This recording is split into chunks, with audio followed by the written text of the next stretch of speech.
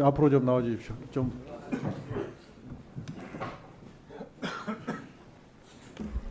예, 부천시 병 출신 이건태 의원입니다. 그 아태엽에 대해서 좀 물어보겠습니다. 네. 안부수 씨가 북한으로부터 그림을 매입하고 대금을 치른 적이 있습니까? 네, 있습니다.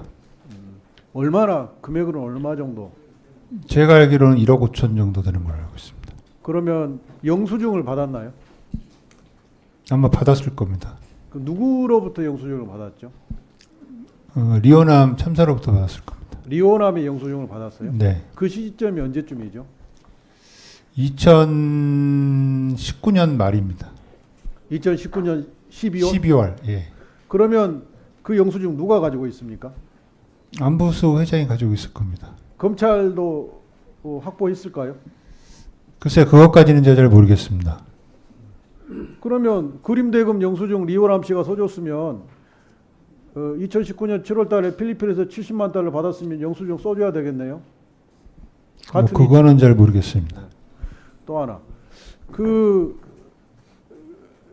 안부수 씨가 경기도로부터 받은 보조금 일부를 좀 횡령했다는 거 아닙니까? 네. 그 돈을 가지고 라노스의 주식에 투자했습니까? 예, 초기에 한 걸로 알고 있습니다.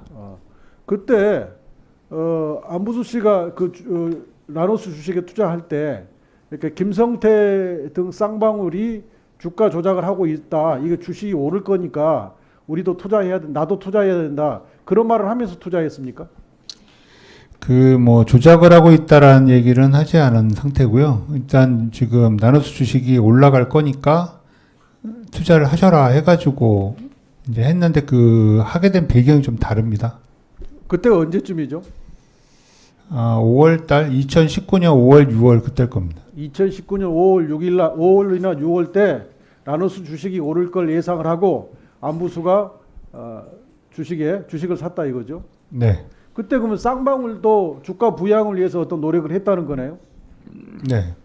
그게 조작으로 부를지는 모르겠지만 쌍방울이 나노스 주가 부양을 위해서 노력을 했다. 그것을 알고 안부수도 주식을 샀다.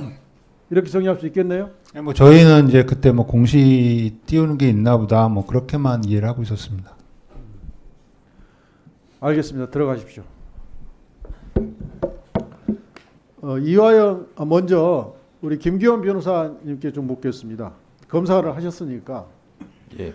국가정보원의 보고서는 공문서입니다. 예. 그 국가정보원의 보고서하고 김성태라는 사건 당사자의 진술이 배치될 때 검사로서는 어느 것을 더 신뢰해야 됩니까? 보통 국가기관께 더 신빙성이 높다고 일반적으로는 생각됩니다. 당연하지 않습니까? 국가정보원의 보고서는 국정원장한테 보고하는 보고서잖아요. 그걸 허위 공문서라고 볼 가능성이 매우 낮는데 그것을 합리적인 이유 없이 배쳐가면 그것은 증거치사 선택이 법리에 위반돼서 치사 선택한 거잖아요. 네, 저도 그렇게 생각하고 오늘 저는 이 사건에 대해서는 잘 모르는데 오늘 나오는 얘기 들어보면 제 검사 경험에 비교해서도 짧지만 엄청 충격적인 얘기들이 많아가지고 놀라고 있습니다. 예, 이화영 부지사께 묻겠습니다. 리오람이 간첩 중에 간첩이라고 그랬잖아요. 여당 제가 말씀드린 게 아니고 곽규택 의원님이 그렇게 표현했습니다. 그렇게 표현하셨는데 리오람은 2017년도에 이미 대북 유엔 제재 대상이었어요. 그러니까 우리 법에 의하면 테러 자금 금지법에 의해서 제재 대상이고, 그러니까 핵 개발, 그 다음에 테러 이 유의 인물로 해서 우리가 대북 제재를 한 거예요. 그 다음에 미국은 애국법에 의해서 대북 제재를 해놨어요. 근데 필리핀과 미국은 동맹국입니다. 상호 방위 조약이 돼 있고 필리핀과 북한은 외교 관계가 없어요. 그런데 간첩 중에 간첩이 필리핀에 들어왔다가 미국이 범죄 혐의를 가지고 체포해버리면 북한으로서는 낭패 중에 낭패잖아요. 그런데 합리적으로 생각하면 리오라미가 미치지 않고서는 필리핀을 들어갈 수가 없어요. 그런데 그걸 들어갔다고 검사는 주장을 하고 아무런 객관적 증거 없이 그걸 받아들이고 있잖아요. 그건 대북 전문가시니까 거기에 대해서 의견을 좀 말씀해 보세요. 이 사건 같은 경우에 1분 더 있으면 1분만 더 주십시오. 네. 쌍방울 측에서 그 국제대회에 참석한 모든 북한 측 사람들의 그 항공비와 숙박비를 모두 부담했었던 내역이 나와 있는데 니호남에 대해서 내역이 없었습니다. 그리고 저도 그 행사에 참여를 했는데 전혀 니호남이 참석한다는 얘기를 들은 바도 없었고 지난번 청문회 때 이 자리에 같이 참여했었던 하 총장님의 증언에 의해서도 전혀 니호남은 참석하지 않았던 것이 확인된다고 저는 확신하고 있습니다.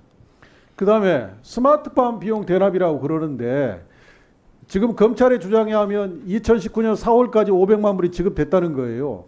그런데 경기도는 그 이후에도 계속 스마트팜 예산을 세우고 2020년 8월 달에는 대북 제재 면제 승인까지 받아요. 그러면 쌍방울에 지급됐다는 스마트팜 비용하고 경기도가 추진하고 있던 그 스마트팜 사업은 전혀 별개의 사업이라는 게 입증된 거 아닙니까? 그렇습니다. 이상입니다. 네, 수고하셨습니다. 예, 들어가셔도 좋습니다. 방금 대통령실에서 아마 우리 법사위를 겨냥하고 한 말인 것 같은데 대통령실 김여사 도이치모터스 23억 수익 사실 아니야. 호도시 엄정 대응. 대통령실 관계자 발로 이런 기사가 나왔어요. 유감스럽습니다. 그리고 이거에 대해서 뭐라고 했냐면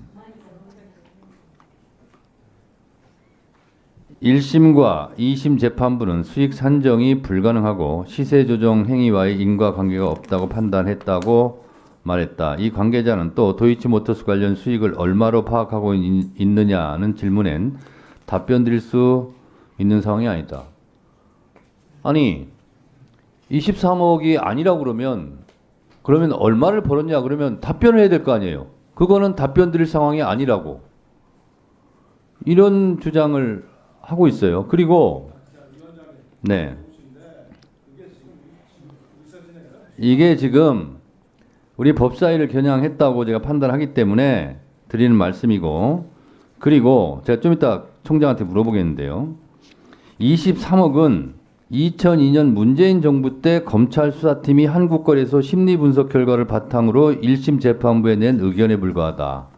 그러면 검찰이 윤석열 정부 검찰 따로 있고 문재인 정부 검찰 따로 있고 이명박 박근혜 정부 검찰 따로 있고 그렇습니까? 박성재 장관도 잠깐 기다리세요. 문재인 정부, 노무현 정부 때 다 검사했어요. 심우정 검사도 마찬가지예요.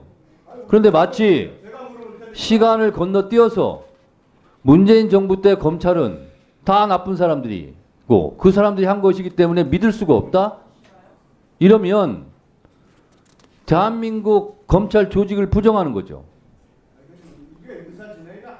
그래서 심우정 검찰총장님, 이런 대통령실의 대응에 대해서 어떻게 생각하세요? 검찰을 모욕하는 거예요, 이거는. 제가 뭐 대통령실의 입장에 대해서 말씀드리기는 적절하지 않은 것 같습니다. 아니, 검사면 심우정 검사가 있다고 쳐요. 그러면 문재인 정부 때도 검사고 윤석열 정부 때도 검사고 그 이전 때도 검사한 거예요. 이런 대통령실에 이런 발표가 어디 있어요? 그래서 유상범 간사는 용산 대통령실 편드는 거예요? 제가 법사위를 겨냥해서 이렇게 하기 때문에 대통령실에서 엄정 대응한다고 그러는데 국회에서도 엄정 대응하겠습니다. 이런 막말이 어디 있어요? 문재인 정부 검사 때 검사가 낸 의견에 불과하다? 그런데 그럼 23억 안 벌었다고 그러니 그럼 얼마 벌었냐? 그건 답변 드릴 상황이 아니다. 이런 게 어디 있냐고요.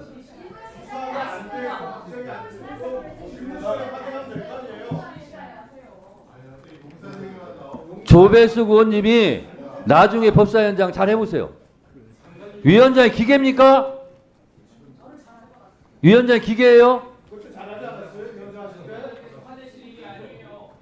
국민이 화낼 일이죠. 이게 질입니까? 위원장으로서 의사 진행하는 거예요.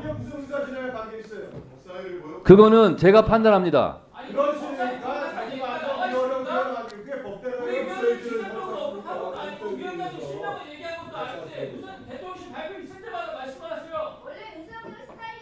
아니 실질적으로 법사위를 겨냥한 거 맞지 않습니까? 그러니까 질의 시간에 할 수가 되지 않습니까? 위원장님 말씀 들어보세요. 그러면 20 제가 박준태 의원 지시받고 제가 움직일 사람이에요? 그리고 움직여야 돼요? 그러니까 지적을 하는 거 아니에요? 자, 유상범 간사, 박준태 의원, 조배숙 의원님 끼어들기 하지 말라고 할 때 그러면 안 끼어들겠습니다 하고 안 끼어들었어요? 다른 사람 얘기할 때 한 번도 안 껴들었어요. 다들 조용히 하세요. 그래서 잘못된 거 지적해. 이거는 대통령실이 국민을 내가 언제 했어 지금 오늘 한 완전 무시하는 행위고 국회를 능멸하는 일이에요. 김승원 간사님 질의하세요.